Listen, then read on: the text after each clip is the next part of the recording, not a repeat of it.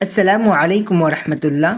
کیا آپ کو معلوم ہے کہ حرف واو مخرج کے اعتبار سے کتنے قسم کے ہوتے ہیں؟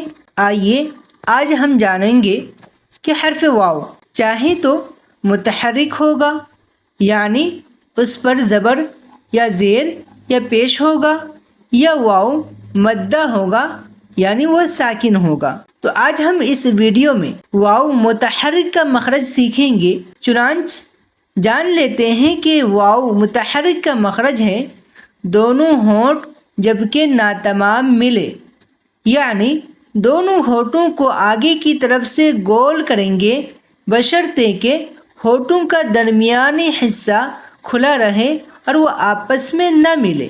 جب آپ ہونٹوں کو گول کر کے واو پر زبر، زیر یا پیش کی حرکت ادا کرتے ہیں تو واو متحرک ادا ہوتا ہے، جیسے واو زبر وا، واو زیر وی، واو پیش وو۔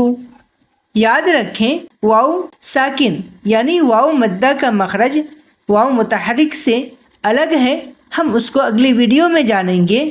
تجوید کے ایسے ہی علمی اور بنیادی قواعد سیکھنے کے لیے ہمارے چینل دی نیکسٹ ٹاکس کو سبسکرائب کریں۔ جزاکم اللہ خیرا۔